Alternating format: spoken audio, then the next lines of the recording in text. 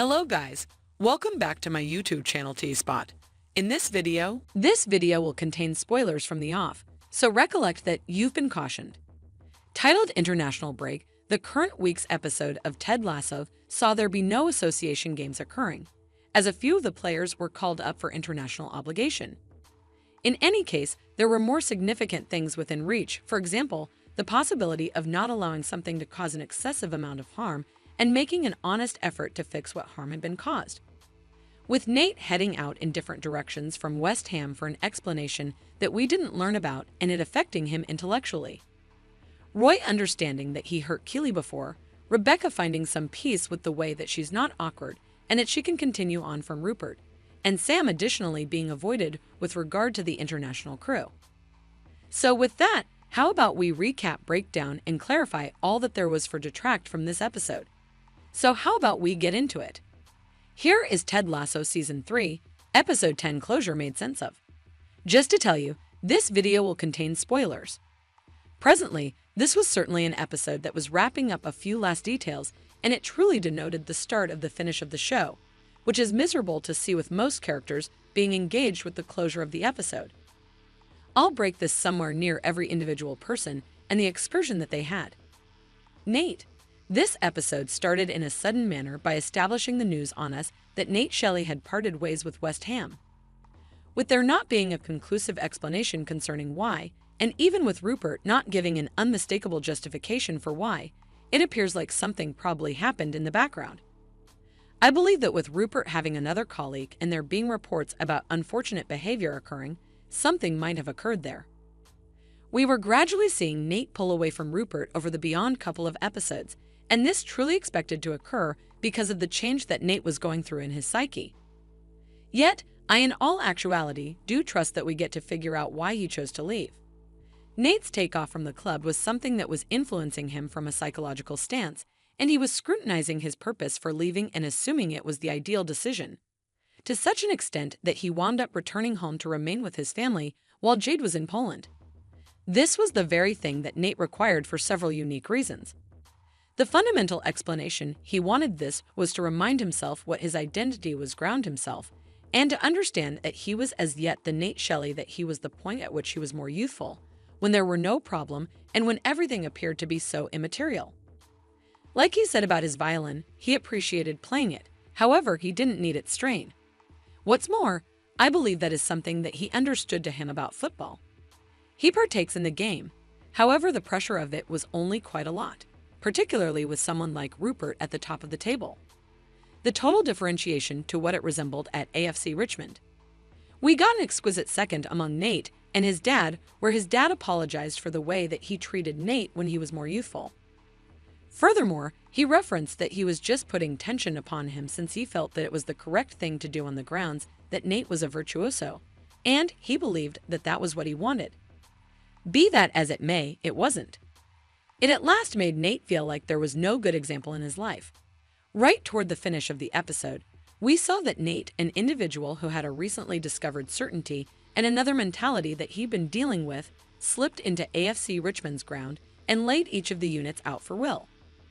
What's more, he passed on a note to him saying sorry for the way that he treated him before, showing that Nate was well and genuinely on the correct way, and that he understood where he came from instead of allowing this marvel to kid self-image fill his brain. I feel with Nate on this way of recovery, and with significantly additional opportunity to fill now that he's jobless, my speculation would be that we'll see Nate contact Ted or the other way around in the following episode, particularly taking into account Ted was perusing the article on Nate and taking a premium of some sort or another. Rebecca. Rebecca had a very huge contribution in the current week's episode. We saw that she was meeting with Edwin Akufo, who was hoping to make a super class of some sort or another. This is the kind of thing that is really being looked in football, and it's something that many fans are unequivocally against for a great deal of similar reasons, as Rebecca talked about in her strong discourse. I think for this reason that second hit so hard and had a ton of significance around it, on the grounds that by making a class of tip-top groups, it takes the affection, energy, openness, and history out of the game and it transforms it more into a business. Rebecca has consistently had Rupert at the forefront of her thoughts since her separation occurred, and a ton of what she has done has been in the demonstration of vengeance. Notwithstanding, inside the latest episode, she at last admitted that she was finished with thinking often about his opinion on her and needing to get one up on him. This was after he made a pass at her after the gathering with Akufo. There was an impactful second where she took out the green matchbook and furthermore, the green armed force man that Ted gave her. Ted gave her the figure to show his help and to show that she was in good company when it came to confronting her issues with us. Knowing the significance of the green matchbook and it addressing something that is to come from now on, I accept the military man is there to address the past and that she's completed her fight with herself over what to think about Rupert, and the green matchbook addresses her future with the upsides that are all to come. There was likewise a strong second that happened with Rebecca during the gathering with Edwin and the other proprietors of the clubs. Keeley's instant message about provoking her to recall that they were all once young men was something that worked for herself, and it permitted her to feel like she had a voice in a room where usually it felt like she didn't. The way that her words additionally permitted the other proprietors to haul out of the super association, it showed that she won in her endeavor. Keeley, this was a truly miserable episode for Keeley, yet I'm happy to the point that herself and Roy are at last back together. It's been 10 episodes really taking shape, however, it at last worked out, which is perfect. Jack Danvers may not be there any longer, however, her activities are as yet being felt following her, leaving enormous activities too. Danvers and the VCs pulled the financing from Keeley's organization following the confidential video emerging, and we saw that Keeley was in pieces. She was disregarding Rebecca and keeping herself locked away, practically like what Nate was doing, yet rather Keeley was in a bar. She had a solemn state of mind until she talked with endlessly, May expressed the line, "All that is left at the highest point of the mountain is lightning," which is something that I think resonated with her, as from that second onwards, we saw that she had her return quickly in her step with the subsidizing being pulled. It implied that she no longer had some work or an organization. Yet, Rebecca wound up placing her cash into the organization and supporting Keeley in her undertakings, showing that the lightning at the highest point of the mountain was something to be thankful for, as it implied that Danvers was out of her life and Rebecca was presently her chief, which is a vastly improved situation. Roy had an extraordinary consideration in the current week's episode, with it being Uncle's Day. We saw him being compelled to wear splash color shirts, which is the least Roy Kent thing ever because of his niece, Phoebe, making them for him. Roy and Jamie are genuinely turning out to be closest companions, and truly ideal to see the two characters once had a crack with one another have become companions that we never figured they would be. Roy's second came in this episode when he talked to Lean Bowen, an educator at the school, and she referenced that Roy was somewhat of a wreck the last time that she saw him and that she trusted that the wreck didn't cause a lot of harm. Here, Roy understood that when he cut off Keeley, he didn't actually contemplate her sentiments and the aggravation that it would cause her. Thus, why we saw him compose a note for her communicating his sentiments, and we eventually saw that they hung out after he was sorry for everything that he'd accomplished. Ideally implying that they are back together on the grounds that they take care of business very well together.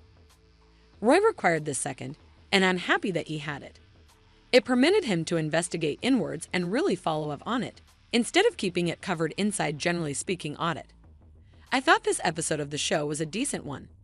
It's a disgrace that there was scarcely any Ted in it, yet every one of different characters had their fascinating stories, which we expected to zero in on. There were many personal minutes in it as well, and I was shocked in light of the fact that I definitely didn't anticipate it. Essentially, when Nate was playing the violin and when Rebecca was doing her discourse. All of the following episode seemed to be Jamie will be getting back to the Etihad to confront Manchester City. I feel this will be the game where Roy's preparation will ideally pay off. I can hardly hold back to witness what's going to straightaway, and ideally will have to a greater extent an emphasis on Ted. So there you have it, Ted Lasso, Season 3, Episode 10, Finishing Made Sense of.